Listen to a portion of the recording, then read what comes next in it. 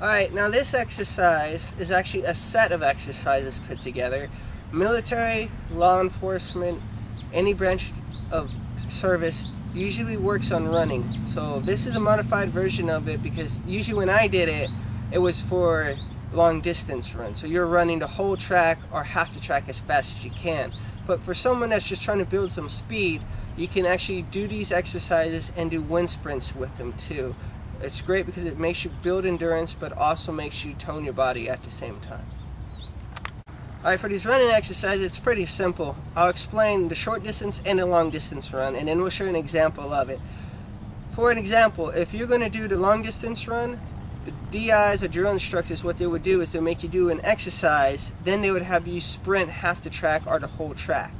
Now for us, we said modified, so we'll do an exercise and then we'll do a wind sprint, probably like a 50-yard dash. So what it is first you do push-ups, then you would do your sprint, then you would do another set of exercises. The cool thing about it is if you're training by yourself or with a friend, you can do any exercise you want as long as it's having you have to exert yourself a little bit. And do not take long breaks in between, and you should try to do 2 full sets, meaning you do exercise, wind sprint, exercise, at least about 5 or 6 exercises in between each wind sprint. That is considered one set, and if you feel up to it, you do the second set, and that would be probably a good hour workout. Alright, so the first exercise that usually they would do in this drill would be military push-ups.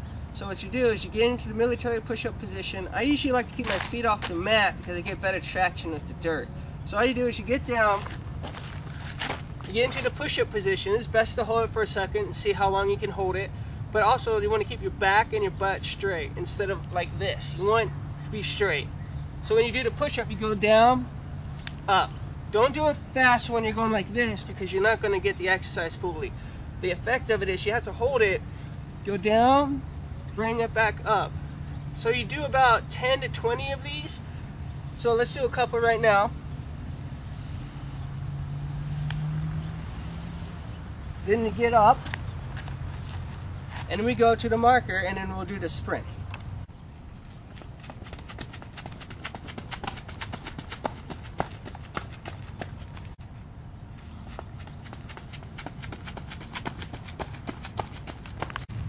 Alright, so the next exercise after you've done the wind sprint will be mountain climbers.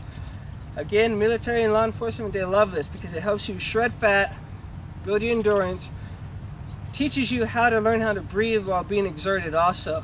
So we have my partner Corey show you how to do the mountain climbers, then he's going to do the wind sprint afterwards.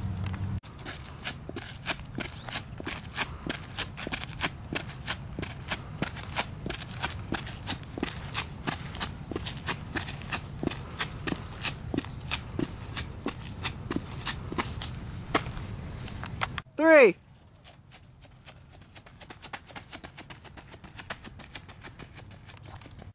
Alright, so after you do the wind sprint, you're going to come back. You take a few seconds to breathe because you're not a robot, you're not an amazing athlete that can just go straight to the next exercise. Most athletes couldn't even do that either. They need to take the second to breathe.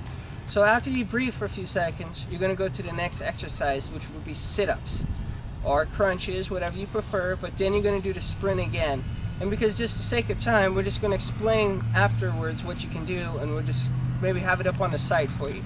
So after you've done the sprint, then you're going to come back, take a second to breathe. Then to actually give your upper body a break, you do jumping jacks. But instead of just doing a count of 1, a whole jumping jack would be when you go all the way up, down, and then up, and that would be 1. Do about 20 of those, okay? You're going to get tired. Just walk to the line afterwards, do your sprint. And then after that, you're going to come back, take a second to breathe, do diamond push-ups, walk back to the line, and sprint. And after the diamond push-ups, you're probably going to be pretty damn tired. So what you're going to do now is you're just going to take a breather for about a minute or 2. Then you're going to do the whole thing again. Now, if you imagine, how do you get the energy to do all this? Well, that morning, have something like oatmeal, or the night before, have some pasta, so it burns. So you're burning all that out, and it's giving the energy you need while running. Alright, so let's show you the next exercise. We'll do one more sprint, and then we'll let you guys take it from there.